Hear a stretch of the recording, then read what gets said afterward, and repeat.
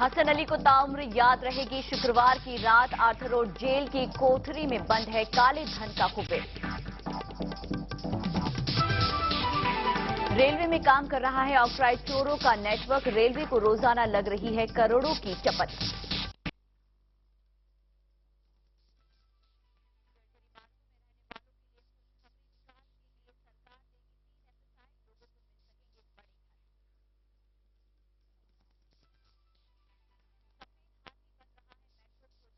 वक्त के 1.5 साल बाद भी घाटकोपर में मेट्रो का काम अब तक अधूरा। क्या क्रिकेट के बहाने मिलेंगे दिल? भारत पाक सेमीफाइनल देखने के लिए पीएम ने जरदारी को दिया न्योता। 30 मार्च को मोहाली में है मुकाबला। और फिर अधूरे रह गए दक्षिण अफ्रीकाई के अरमान। न्यूजीलैंड में फेवरेट्स को 49 रनों से हराकर दिखाया बाहर का रास्ता।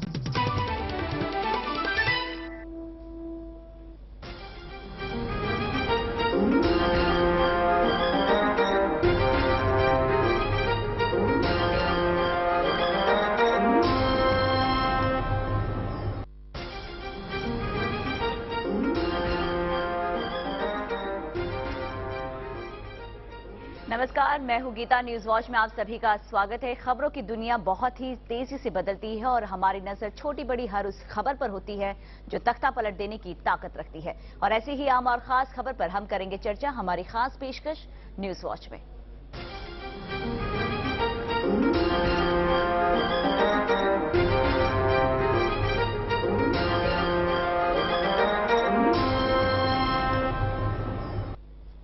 तो एक अहम मुद्दे पर चर्चा जरूर होगी, जहां पर शामिल है मेरे साथ स्टूडियो में शाखा 9 से जुड़े हैं राजकुमार शुक्ला जी, जो हमारे साथ जुड़ेंगे। साथ ही में जितेंद्र गजारिया जी, बीजेपी के नेता हमारे साथ जुड़े हैं। और साथ ही में समाजवादी पार्टी से जुड़े हैं हमारे साथ अशरफ आजमी जी।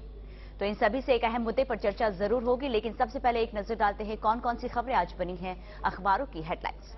नवभारत टाइम्स की अगर हम बात करें, नवभारत टाइम्स में 30 मार्च को होने वाले एक अहम मुकाबले को यहां पर हेडलाइन में लिया गया है। इस जंग के दीवाने करोड़ों हैं, ये यहां पर इस बात का जिक्र किया गया है और बताया गया है कि किस तरह से इस मैच को देखने का जोश अब सभी के सर चढ़कर बोल रहा है। इतना ही नहीं, ऑस्ट्रेलिया को हराने के बाद टीम इंडिया ने जो राहत पाई है उसे कहीं ज्यादा प्रेशर अब टीम इंडिया पर बन चुका है पाकिस्तान को हराने के लिए। और आपको बता दें कि ये मैच देखने खुद देश के प्रधानमंत्री जाने वाले हैं और उन्होंने पाकिस्तान को भी न्योता भेजा है। पाकिस्तान में भी इस मैच को देखने के लिए उन्होंने पाक के राष्ट्रपति जरदारी और पीएम गिलानी को भी न्योता भेजा है और देखना होगा कि वे न्योता कबूलते हैं या नहीं और भारत पाक के मैच को देखने भारत आते हैं या नहीं। लेकिन इस मैच के सहारे, इस मैच की बदौलत हो सकता है कि दो दिल करीब आए या फिर एक तरह से देखा जाए तो एक मिलाप ही होता नजर आएगा और काफी अहम मुकाबला होगा। ये दोनों टीमों के बीच तो होगा ही, लेकिन साथ ही में दो देशों के बीच भी। लोकसत्ता अखबार की अगर हम बात करें तो कल के मैच का जिक्र करते हुए इसे हेडलाइंस में ली गई है। इस खबर को अफ्रीका को हराते हुए न्यूजीलैंड ने जिस तरह की जीत हासिल की है, बेहद ही जबरदस्त जीत थी ये।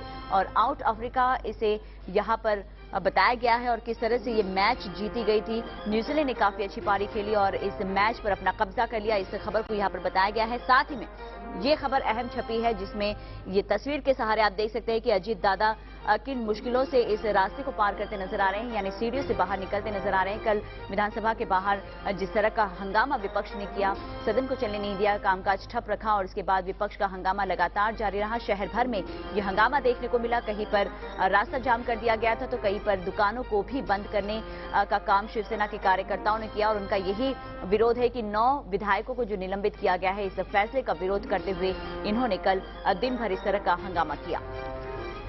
लोकमत अखबार की अगर हम बात करें, लोकमत अखबार में क्रिकेट डिप्लोमेसी यानी कि 30 मार्च को होने वाले मैच पर सभी की निगाहें गड़ी हुई है और किस तरह से अब गिलानी और जरदारी को पीएम की ओर से न्योता भेजा गया है इस मैच को देखने के लिए। इस खबर को यहां पर छापा गया है और साथ ही में वो तस्वीर भी छापी गई है जिसमें बताया गया है कि विधानसभा के बाहर किस तरह का हंगामा हुआ और इस हंगामे के बीच किस तरह से सदन के बाहर निकल रहे हैं अजीत पवार। और साथ ही में उसी खबर का जिक्र करते हुए बताया गया है कि दिन भर किस तरह का हंगामा शहर भर में देखने को मिला।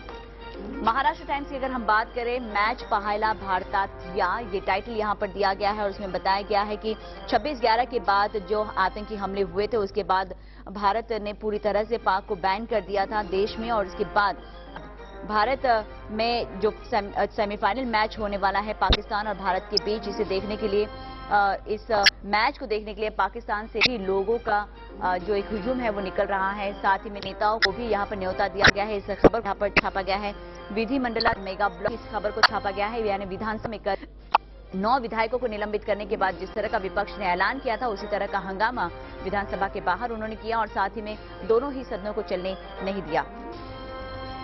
डीएनए अखबार की अगर हम बात करें, डीएनए अखबार में आने वाले कल के खतरे का संकेत यहां पर दिया गया है।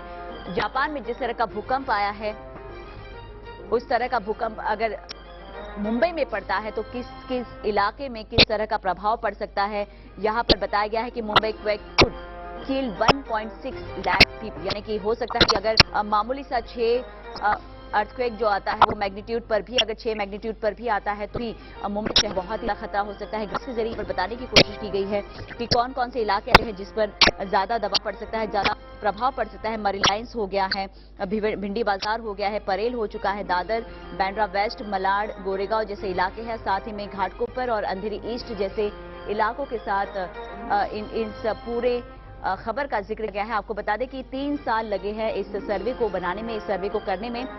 आईआईटी की ओर से ये सर्वे किया गया है और बताया गया है कि आने वाले दिनों में अगर मुंबई शहर में भूकंप जैसी स्थिति बनती है तो किन किन इलाकों को इसका असर झेलना पड़ेगा, किन किन इलाकों के लोग इससे प्रभावित होंगे।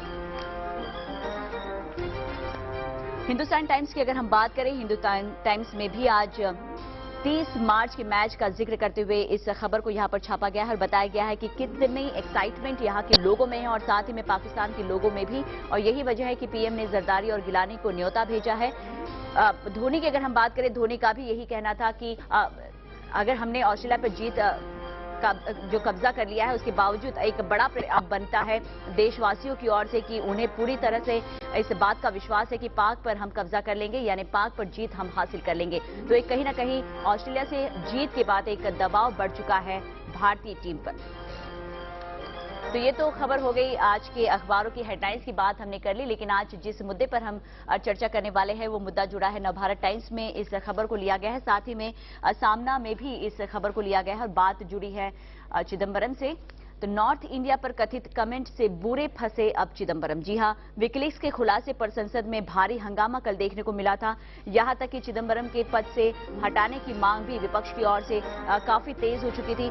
यहां पर बताया गया है कि अपने नित पर खुलासे की दुनिया भर में विकिलीक्स ने साल 2009 का जिक्र करते हुए बताया कि भारत में नवनियुक्त अमेरिकी राजदूत टिमोथी रोमर से चिदम्बरम की जब बातचीत हुई थी तब चिदम्बरम ने इस बात का जिक्र किया था कि अगर भारत में सिर्फ पश्चिमी और दक्षिणी हिस्सा होता है तो देश और प्रगति करता, यानी कि देश का विकास दर जो है वो 11 से 12% तक होता। यानी कि साफ तौर पर यहाँ पर जो बात की गई, नॉर्थ इंडिया की बात की गई, अगर नॉर्थ इंडिया देश में नहीं होता तो देश का विकास और होता, ये बात कही है चिदम्बरम ने। और इसी के बाद दोनों ही सदनों में कल हंगामा हुआ और इस्तीफे की मांग तेज हो गई। तो ये खबर थी आज जिस पर हम चर्चा करने वाले हैं। हमारे साथ जुड़े हैं समाजवादी पार्टी और बीजेपी के नेता और साथ ही में शाखा 9 के भी सदस्य हमारे साथ जुड़े हैं। जितेंद्र जी हमारे साथ बीजेपी से जुड़े हैं, उनसे सबसे पहला सवाल करेंगे। जितेंद्र जी, क्या लगता है कि एक ऐसे पद पर बैठने के बाद इस तरह का वक्तव्य देना कहां तक सही मानते हैं आप? ये हिंदुस्तान का एक दुर्भाग्य है कि सरदार पटेल जैसे व्यक्ति ने जो पद संभाला था, जो पद को गरिमा दी थी, गृह प्रधान का, गृह मंत्री का, उस पद पे ऐसी संकुचित और ऐसी घटिया मानसिकता वाला इंसान बैठा हुआ है जिसने ये पहली बार नहीं है चिदम्बरम साहब ने ये बात कही है। चिदम्बरम साहब ने आज से कुछ 6 महीने पहले दिल्ली में कहा था कि दिल्ली के अंदर बढ़ते हुए क्राइम की वजह है कि वहां पे उत्तर प्रदेश और बिहार से जो लोग आते हैं और वहां पे बसते हैं वो है, और शाम तक उनको वो बयान वापस लेना पड़ा था। चिदम्बरम साहब लगातार हिंदुस्तान के हर हिस्से को तोड़ने का एक काम कर रहे हैं। उन्होंने गुजरात के खिलाफ एक मुहिम से छेड़ रखी थी कि गुजरात से कोई भी कानून आए तो उसे वापस कर देना, गुजरात से कुछ भी हो तो उसे नहीं लेना। उसके बाद अभी उनका टारगेट पूरा उत्तर भारत, खास करके उत्तर प्रदेश और बिहार है जी। और ऐसे व्यक्ति जो गृह मंत्री का काम क्या होता है, सरदार पटेल ने क्या काम किया था गृह मंत्री होते हुए? हिंदुस्तान को एक किया था। और आज का गृह मंत्री वो हिंदुस्तान को तोड़ने का काम कर रहे हैं। जी अशरफ जी, आप क्या मानते हैं? आप इनकी बात से सहमत हैं? हालांकि बीजेपी की तरफ से बयान आया है, लेकिन क्या आप इस बात से इत्तेफाक रखते हैं? क्योंकि सदन में कल जो हंगामा हुआ था समाजवादी पार्टी की ओर से भी किया गया था, मुलायम सिंह ने इस्तीफे की मांग की है। देखिए, हमारे नेता माननीय मुलायम सिंह यादव जी ने ये मुद्दा उठाया था और पॉइंट ऑफ ऑर्डर लेते हुए ये मांग की थी स्पीकर से कि इस तरह की मानसिकता रखने वाला आदमी, इस तरह की सोच रखने वाला आदमी एक अखंड भारत के लिए, मैंने कहीं बहुत पहले एक बड़े मशहूर शायर की एक बड़ी नज़म पढ़ी थी, उसमें कुछ ऐसा उल्लेख था कि यानी वो जो हिंदुस्तान, पुराना हिंदुस्तान जो कराची का, बांग्लादेश का, जो बाकी की जगहों का हिंदुस्तान है, मैं उसे ढूंढ रहा हूं। वो पूरा पूरा हिंदुस्तान जो मेरा हिंदुस्तान था, जिस हिंदुस्तान को आजाद कराने के लिए हिंदुस्तानियों ने लाखों करोड़ों की तादाद में कुर्बानियां दी थी, उस हिंदुस्तान को मैं तलाश कर रहा हूं। मेरे नेता ने बहुत पहले ये बात कही थी कि एक महासंघ बनना चाहिए जिसमें हिंदुस्तान, पाकिस्तान और बांग्लादेश होने चाहिए, क्योंकि हम वो लोग हैं जो इस एशिया के अंदर वो लोग हैं जो आज से कुछ साल पहले हम एक थे, हमारा सुख दुख, हमारा दर्द एक था। ठीक है, हालात ने हमको दूर कर दिया। ऐसे वक्त में जब हम पूरे बर-ए-आज़म के, पूरे एशिया के अंदर अपने आप को मनवाने की बात कर रहे हैं और नेताजी ने महासंघ बनाने की बात की थी, ऐसे वक्त में कांग्रेस की तरफ से, एक इतने बड़े व्यक्ति की तरफ से जो गृह मंत्रालय को संभाल रहे हैं, जो देश की अंदर की अखंडता को, एकता को संभाल रहे हैं, वो इस बात को महसूस नहीं करते कि ये देश किस तरह से किस तरफ जा रहा है। आप देखिए 115, मैं ये नहीं कर रहा हूं ये, लेकिन हिंदुस्तान के जो दाखिले की जो ये जो है वो मिनिस्ट्री है, उसकी रिपोर्ट है कि 115 जिले में अलग अलग तरीके से विद्रोही जो है वो अलग अलग तरीके से हिंदुस्तान के हुकूमत को परेशान करने की कोशिश कर रहे हैं। कहीं नक्सल के नाम पे, कहीं माओवादी के नाम पे है, कहीं उल्फा के नाम पे है। ये सारी चीजों को सोचकर इसके पीछे कार्रवाई करने की बजाय चिदम्बरम साहब ये कह रहे हैं कि नॉर्थ इंडिया नहीं होता तो देश तरक्की करता। यानी ये तो इस तरह की बात हो गई कि अगर एक आदमी ये कहे कि मेरा छोटा भाई अगर ये नहीं रहता तो इसके पीछे जो खर्च मेरा हो रहा था वो खर्च बच जाता तो मैं बहुत बड़ा आदमी हो जाता। तो ये इस बात को दर्शाता है कि कांग्रेस के अंदर अब ये चीजें बड़ी जोर से उभर के आई है कि अपने आप को नेशनल पार्टी कहने वाली कांग्रेस अब धीरे धीरे धड़े में बट रही है और अलग अलग जगह पे अलग अलग लोग अपने मुफाद के लिए अपने तरीके से बात करने का काम कर रहे हैं। ये इस बात को दर्शाता है कि कांग्रेस जो है वो अब सिकुड़ती जा रही है और छोटी होती जा रही है। और चिदम्बरम में से आदमी पे कार्रवाई अगर नहीं हुई तो कांग्रेस इस बात का एतराफ करेगी कि उत्तर भारत के लोगों के लिए जो नजरिया कांग्रेस का है वो चिदम्बरम ने अपनी जबान से बता दिया है। बिल्कुल, यानी ये कहीं ना कहीं साफ ही हो रहा है कि जहां पर एक तरफ कांग्रेस सर्वधर्म समभाव की बात लेकर आगे बढ़ने की बात करती है, वहीं पर वही पार्टी के नेता कुछ ऐसे हैं जो अब देश को बांटने का काम कर रहे हैं। क्या एक ऐसे ओहदे पर बैठने के बाद इस तरह की बातचीत करना और इस तरह की बात को कहने के बाद कांग्रेस की तरफ से किसी तरह की कार्रवाई नहीं होना कहीं ना कहीं मिलीभगत लगती है आपको? देखिए, चिदम्बरम साहब के व्यक्तित्व के बारे में कुछ एक दो चीजें और कहूंगा। जैसे आपने विकीलीक में कहा जी, तो पिछले हफ्ते विकीलीक की एक जगह खुलासा आया था जिसके अंदर चिदम्बरम साहब के बेटे ने कहा था जी, उनका बयान था कि चुनाव के अंदर जब हार जीत बहुत नजदीक होती है तो उसमें पैसा डाल के हार को जीत में बदलना जरूरी होता है जी। अगर जो आदमी ऐसी सोच रखता है वो आदमी आज तमिलनाडु का चुनाव चल रहा है, वो करते हुए कुछ भी बात करेगा, वो कहते हुए हिंदुस्तान को कुछ कैसे भी बांटने की कोशिश करेगा। लेकिन मैं चिदम्बरम साहब, क्योंकि वो फाइनेंस मिनिस्टर भी रह चुके हैं, इसलिए एक बात कहूंगा कि पिछले 5 साल के अंदर बिहार का ग्रोथ रेट तमिलनाडु से ज्यादा रहा है। बिहार का ग्रोथ रेट तमिलनाडु से कम 2.5 से 2% ज्यादा रहा है। क्या चिदम्बरम साहब ये नहीं जानते?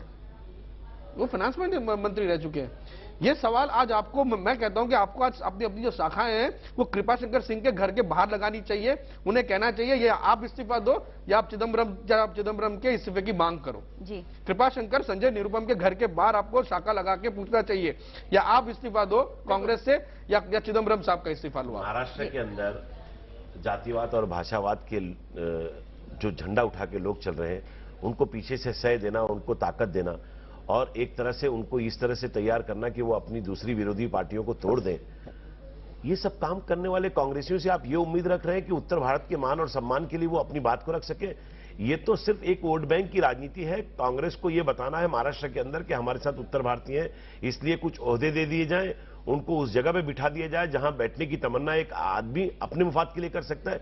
वो तो ठीक है, लेकिन इतना बड़ा कलेजा रखना, ये इतनी बड़ी मान की बात करना, मैं ये जानना बताना चाहता हूं आपके माध्यम से उत्तर भारत के उन लोगों को जो मुंबई शहर में बसे हुए हैं। उत्तर भारत कोई थोड़ी सी जगह पे सीमित नहीं है। उत्तर भारत बहुत बड़ा इलाका है जिसमें राजस्थान भी आता है और बाकी की जगहें भी आती हैं, हरियाणा भी आता है बाकी। लेकिन मैं सिर्फ ये कहना चाहता हूं कि कोई ऐसा नेता है उत्तर भारत का जो आज बड़ी ईमानदारी के साथ खड़े होकर ये कह सके कि चिदंबरम जी आपने ये ठीक नहीं किया, ये जो कुछ भी आपने कहा है ये देश को तोड़ने वाली बात है। और क्या 10 जनपद में इस बात की हिम्मत है कि वो चिदंबरम को फौरन वहां से हटाकर ये इस बात को साबित करे कि कांग्रेस पूरे देश को एक साथ लेकर चलना चाहती है?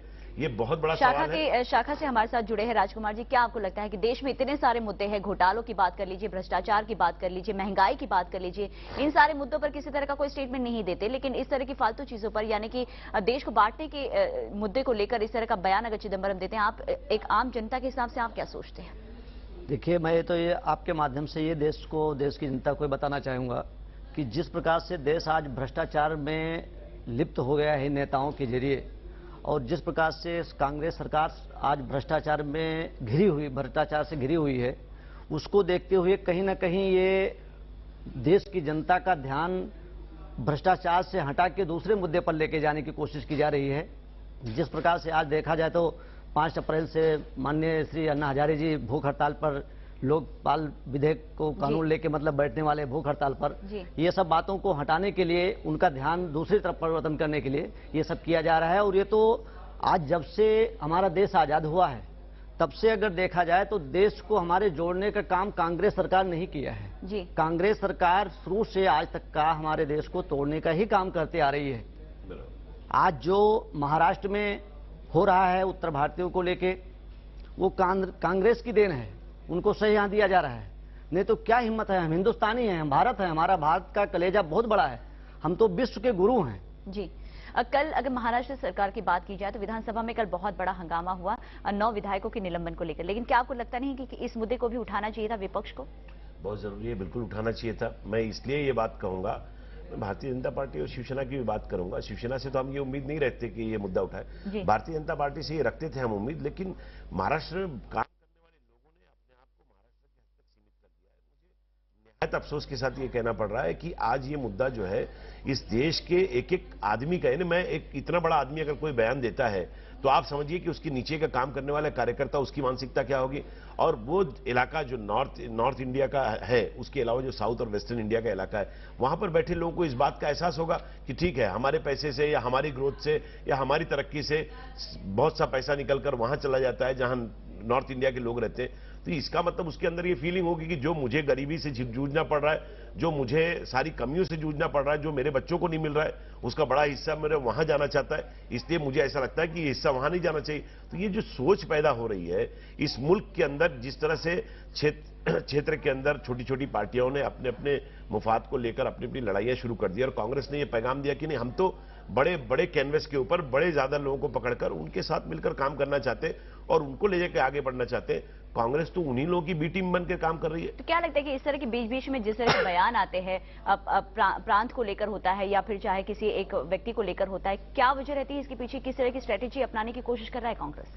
देखिए, मैं आपको एक बात सिर्फ इतना बताना चाहता हूं कि कांग्रेस महाराष्ट्र में महाराष्ट्रीयन बन जाता है, कांग्रेस बिहार में मतलब जहां प्रॉफिट देखा वहां पर मुड़ गए, कांग्रेस तमिलनाडु में तमिलनाडु का बन जाता है। ये बड़ा अफसोसजनक बात है कि अगर आप एक नेशनल पार्टी चला रहे हैं तो आपको जो बात करनी चाहिए वो तमाम लोगों से जुड़ी हुई बात करनी चाहिए, और वहां पे आप ये कहते हैं कि हम जुड़ी हुई बात कर रहे हैं और वहीं आपका एक बड़ा मिनिस्टर जो है वो इस तरह की बात कर रहा है और उसके ऊपर आपकी कोई प्रतिक्रिया भी नहीं आ रही है, आपका कोई स्टेटमेंट भी नहीं आ रहा है, आप उसको इतना भी कहने के लिए राजी नहीं कि चिदंबरम का जाति बयान हो सकता है, एक गृह मंत्री का नहीं। इतना भी नहीं, ये इस बात को दर्शाता है कि आज के दिनों में सारी पार्टियां, ज्यादातर बड़ी बड़ी पार्टियां जो काम कर रही हैं, उनको ये समझ में आया कि देश में सबसे बड़ी प्राथमिकता यह है कि हम किस तरह से सत्ते में रहे और कैसे अपने आप को हुकूमत में शामिल कर लें, और उसके बाद बाकी की चीजों को जो होता है वो होता रहेगा। और जैसे उन्होंने कहा कि भाई, चिदंबरम के बेटे ने कहा कि पैसे की ताकत पर जब लड़ाई बड़ी करीब की होती तो पैसे की ताकत पे हार को जीत में बदला जा सकता है। तो इस बात का सबूत है कि पैसा जरूरी है और वोट को पैसे की ताकत से खरीद कर हम सरकार चला सकते तो क्या फर्क पड़ता है? नॉर्थ तो जितेंद्र जी, क्या आप मानते हैं कि बिल्कुल तो क्या आप मानते हैं कि जहां से प्रॉफिट होता है उसी को विकास का एक जरिया मान रही है, उसी स्टेट को ज्यादा तवज्जो दी जा रही है? जैसे चिदम्बरम का जो बयान है इसमें बताया गया है कि दक्षिण और पश्चिम जो इलाके हैं उससे ज्यादा प्रॉफिट होता है, उससे ज्यादा विकास बढ़ा है देश का। वही मैं कह रहा हूं कि चिदम्बरम साहब फाइनेंस मिनिस्टर रह चुके हैं, क्या उन्हें ये नहीं पता है कि अगर हिंदुस्तान के अगर ग्रोथ रेट की बात की जाए तो तीन राज्य जिन्होंने सबसे ज्यादा ग्रोथ रेट पिछले सालों में दिखाया है वो राज्य सब अलग अलग जगह पे हैं। उड़ीसा है जो पूर्वी राज्य, आज हम उत्तर भारत की बात कर रहे हैं, लेकिन चिदम्बरम साहब का जो बयान है उसके अंदर उन्होंने एक तरह के जैसे उत्तर प्रदेश और बिहार को गाली दी है वैसे बंगाल और उड़ीसा को भी गाली दी हुई है। उड़ीसा का ग्रोथ रेट भी तमिलनाडु से ज्यादा है, बिहार का ग्रोथ रेट ज्यादा है, गुजरात का ग्रोथ रेट ज्यादा है। ये तीनों तो दक्षिणी राज्य नहीं है जी। चिदम्बरम साहब ये बयान 2009 का है सबसे पहले। बिल्कुल। एक चिदम्बरम और ये एक चिदम्बरम साहब अकेले का बयान नहीं है कि जिसके ऊपर उत्तर भारत और ऐसे प्रांतों के ऊपर गाली दी गई हो।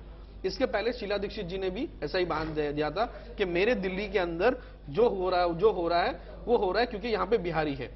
कुछ समय पहले हमारे जो यहाँ पे पूर्व कमिश्नर थे उन्होंने ऐसा ही बयान दिया था कि मुंबई के अंदर, महाराष्ट्र के अंदर, खास करके मुंबई के अंदर जो आपराधिक घटनाएं होती है वो बाहर से आए हुए लोगों से होती है और इस चीज का खंडन सबने किया था।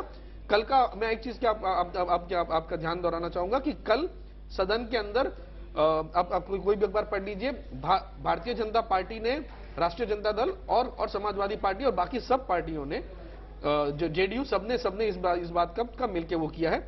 और चिदम्बरम साहब के ऊपर और जो हिसाब से कांग्रेस पार्टी गृह मंत्रालय चला रही है, एक ही बात कहूंगा कि चमन के माली, गृह मंत्रालय होता है वो चमन का माली होता है, वो हिंदुस्तान को एक रखता है कि चमन के माली ने ही चमन को उजाड़ डाला, शिवराज पाटिल ने उजाड़ा थोड़ा, चिदम्बरम ने पूरा उजाड़ डाला। बिल्कुल। तो राजकुमार जी आप क्या जी? देखिए, बिल्कुल ये बात एकदम सच्चाई की है कि आज कांग्रेस जो है वो अनेक मामलों से घिरी हुई है। भ्रष्टाचार है, सबसे बड़ा मुद्दा जो है वो अभी आज ये चल रहा है कि भाई जिस तरह से लोगों ने लूटने का काम शुरू किया, लोग सुप्रीम कोर्ट में जा रहे हैं, काले धन को लाने की बात की जा रही है, उस पर कोई बयान खुल के दिया नहीं जा रहा है, उनके नाम लोगों के सामने नहीं लिया जा रहे हैं, जिस तरह से ये कहा जा रहा है कि भाई ये छुपाने की जरूरत है। आज ऐसे वक्त में जब हिंदुस्तान के अंदर हिंदुस्तान की जनता ही राजा बनाती है, पहले ये कहा जाता था कि राजा महारानी के पेट से आता है, आज राजा जो है वो बैलेट बॉक्स से या ईवीएम मशीन से आता है। और ऐसे वक्त में जो राजा बनाने वाले लोग हैं उनको ये ना बताया जाना कि भाई ये किस तरह के मामले और कौन लोग शामिल है, ये इस बात को साबित करता है कि आज कांग्रेस जो है पूरी ताकत के साथ अपने लोगों के बचाने के लिए और अगले आने वाले 2014 के लोकसभा इलेक्शन के लिए पैसा जमा करने में लगी हुई है। वो इस बात की कोई परवाह ही नहीं करती कि फिर उसके साथ जुड़ने वाले वो कौन लोग हैं, किसको हटाया जाए। महाराष्ट्र की बात देख लीजिए, अगर विलासराव देशमुख जी को हटा दिया जाता है जी, अगर अशोक चौहान जी हट गए हैं, अगर ये लोग हट जाते हैं तो महाराष्ट्र के अंदर मराठा लॉबी जो है वो कमजोर होगी और एनसीपी ताकतवर होकर उस पर कब्जा करेगी। इसलिए कोई फर्क नहीं पड़ता कि विलासराव देशमुख जी क्या बोल रहे हैं, इसलिए कोई फर्क नहीं पड़ता कि दूसरे जो एमपी है पतंगराव कदम से लेकर जो बाकी के दूसरे नाम है वो सारे लोगों के ऊपर कौन से इल्जाम है, क्या वो आदर्श में है, चिल्ला चिल्ला के मीडिया कह रहा है, लेकिन किसी के कान पे जू नहीं रेंगती। देखिए, इस मुल्क में जब तक के इस मुल्क की एक आम आदमी, एक गरीब आदमी जब तक पूरी ताकत के साथ इनके विरोध में नहीं खड़ा होगा, जब तक ये दुर्भाग्य रहेगा इस देश का कि इसी तरह से चलेगा और लोग ये कहेंगे कि पैसे की ताकत से हार को जीत में बदला जा सकता है। तो अशरफ जी क्या मानते हैं कि बार बार इस तरह का बयान देकर अपने एक टिक्का की मुद्दे को सामने लाना या फिर आरोप प्रत्यारोप करते रहना? चिदम्बरम की अगर हम बात कर ले तो चिदम्बरम जी ने हर बार इस तरह के बयान दिए हैं जिसमें वो फंसे हैं और इसके बाद उन्हें माफी भी मांगनी पड़ी है। इससे पहले भी एक वाकया ऐसा ही हो चुका, तो इसके बाद दोबारा से इस तरह की हरकतें करना या दोबारा से इस तरह का स्टेटमेंट देना, क्या लगता है कि किस तरह की नीति के तहत ये किया जा सकता है? देखिए, तमिलनाडु में चुनाव हो रहा है, क्योंकि गलती एक बार होती है, बार बार नहीं होती। देखिए, तमिलनाडु में चुनाव हो रहा है और कांग्रेस ये जानती है कि उसकी हैसियत क्या है और वो ये बताना चाहती है कि उसको वहां से बहुत मोहब्बत है। और जो चिदम्बरम बयान दे रहे हैं वो चिदम्बरम सिर्फ एक पी चिदम्बरम ये एक मेंबर ऑफ पार्लियामेंट नहीं है, बल्कि वो चिदम्बरम जो है वो हिंदुस्तान की इतनी बड़ी हिंदुस्तान के वजीर दाखिला हैं। तो ये उस बात को इस तरह से ले जाकर कहना चाहते हैं कि आप लोगों ने जो कुछ भी किया है वो बहुत तरक्की का काम किया है। मैं इस बात को मानता हूं कि तरक्की जो होती है वो एक घर की अगर तरक्की होती है तो उसमें से कोई भी बेटा अगर किस्मत से ज्यादा कमाता है तो उसका ये फर्ज बनता है कि वो सारे लोगों पे खर्च करे। अब मैं ये नहीं कहना चाहता, जैसे मेरे भाई ने कहा कि भाई भी ग्रोथ रेट जो है उड़ीसा का बहुत ज्यादा हो गया है, बिहार आगे बढ़ गया है या बाकी की जगह आगे बढ़ रही है, तो ये आगे बढ़ने का मामला नहीं है। मामला ये है कि क्या इस देश में एक आम हिंदुस्तानी इस बात को महसूस करेगा कि वो उस पूरे हिंदुस्तान का मालिक है जो आज हिंदुस्तान की शक्ल में है, या फिर वो बढ़ जाएगा कि मैं उत्तर भारतीय हूं, मैं नॉर्थ इंडियन हूं, मैं साउथ इंडियन हूं, मैं वेस्टर्न इंडियन हूं। तो ये बात जो है हमारे एक आम आदमी के जहन में पैदा हो रही है कि मैं जो है वो इस प्रांत से ताल्लुक रखता हूं, जो बात को इस क्षेत्र के या महाराष्ट्र के या दूसरे प्रांतों की छोटी छोटी पार्टियां बताना चाहती हैं कि हम लोग इस फलानी जगह के लोग हैं और इसलिए हमको उनकी बात करनी है, वो इस बात को भूल रहे हैं। देश को तोड़ने वाले वो लोग हैं, वो इस बात को महसूस नहीं कर रहे हैं कि आगे आने वाले हिंदुस्तान को जो वो देखना चाहते हैं, उनके बच्चे देखना चाहते हैं, वो ऐसा हिंदुस्तान नहीं रहेगा, बल्कि पूरे हिंदुस्तान को कई टुकड़े में बांटने का काम हो जाएगा। इसलिए ऐसा करने वालों की हम लोग हमेशा से निंदा करते हैं। तो अशोक जी, संक्षेप में आपसे जानना चाहेंगे कि अब इस तरह का बयान तो दे दिया है चिदम्बरम जी ने, लेकिन अब आगे किस तरह की कार्रवाई उन पर होनी चाहिए? क्या उन्हें माफी मांगनी चाहिए अपने इस बयान को लेकर? देखिए, कल ही हमारे नेता ने, जब मुलायम सिंह यादव जी ने, माननीय मुलायम सिंह यादव जी ने ये मुद्दा उठाया, तभी उन्होंने स्पष्ट कर दिया कि इनको सदन से माफी मांगनी चाहिए, लेकिन सदन से माफी मांगने और पूरे देश से माफी मांगने से पहले यह जरूरी है कि वहां 10 जनपद से या कांग्रेस के लोगों से यह बयान आए कि चिदम्बरम ने जो कुछ भी कहा है वो उनका जाति मामला है और कांग्रेस इसमें शामिल नहीं, या फिर सबसे बड़ी कार्रवाई उनके ऊपर होनी चाहिए। क्योंकि इस तरह से बयान दे दे के कांग्रेस और देश के अंदर जो अफरा तफरी फैल रही है उसको वो चिदम्बरम फिक्र करे ना, वहां 115 जिलों में जो हालात खराब है तो उनका इस्तीफा लेना चाहिए और उनको वहां से बिल्कुल हटाने के। जितिन जी, आपसे संक्षेप में जानना चाहेंगे किस तरह की आप कार्रवाई की अपेक्षा कर रही है, उम्मीद कर रहे हैं कांग्रेस की ओर से? देखिए, कांग्रेस से तो कोई उम्मीद रखना देश की अखंडता को लेकर जी वो उम्मीद ही बेकार है, क्योंकि वो पार्टी ने आज तक कभी हिंदुस्तान की अखंडता के बारे में सोचा नहीं है। उसने उसके लिए सिर्फ एक घर, 10 जनपद और वही मंदिर और वही मस्जिद और वही उसका गिरजाघर है, बस। दूसरा, लेकिन मैं एक चीज अशरफ भाई से ये कहना चाहूंगा, मैं इनकी बात से सहमत हूं कि उन्हें माफी मांगनी चाहिए या फिर इस्तीफा देना चाहिए। और ये दो बात ना हो तो मैं एक निवेदन करूंगा अशरफ भाई की पार्टी से कि फिर वो तुरंत कांग्रेस से अपना जो सपोर्ट है सेंटर में वो वापस। देखिए, हम लोग ने सपोर्ट की बात सिर्फ 1 मिनट में सपोर्ट हमने इसलिए किया है उनको कि हम देश में मेरे दोस्त जो हैं उनकी जैसी जो फिरका परस्त पार्टियां हैं उनको इस देश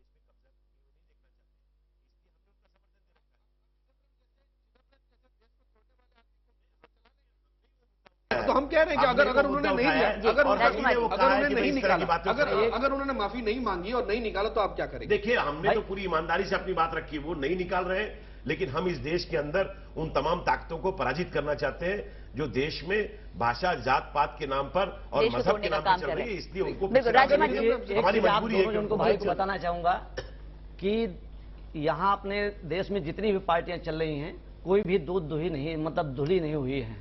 सब के सब कहीं ना कहीं अगर देखा जाए तो इस मुद्दे से मिले हुए हैं। संक्षेप में जानना चाहेंगे कि क्या आप चाहते हैं कि वो अपने पद से इस्तीफा दे दें या फिर वो अपने पद से इस्तीफा दें, और अगर ये उत्तर भारतीय और अन्य भारतीयों के जहां पर इस मुद्दे पर बातें होती हैं, हम चाहते हैं उत्तर प्रदेश की पार्लियामेंट सीट कम नहीं है जी, बीजेपी भी वहां पर है, यानी सारी पार्टी यही चाहती है कि वो अपने पद से या तो इस्तीफा दे दे या फिर माफी मांगे। जनता से आज का सवाल हमारा ये है कि गृह मंत्री के पद पर बैठे इंसान का ऐसा बयान देना क्या उचित है? सवाल एक बार फिर से सुन लीजिए, क्या गृह मंत्री के पद पर बैठे इंसान का ऐसा बयान देना उचित लगता है आपको? एसएमएस भेजने के लिए न्यूज वॉच लिखिए, स्पेस देकर हाँ के लिए वाई लिखिए, ना के लिए एन लिखकर भेज दीजिए 503030 पर।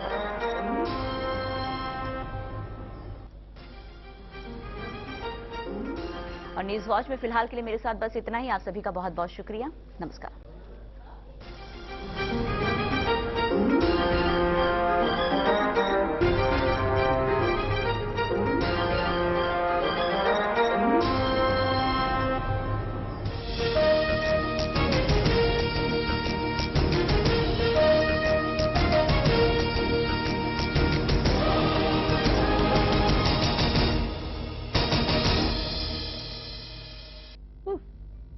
तौबा तौबा, बाजार में हर उत्पाद के अनेकों निर्माता हैं।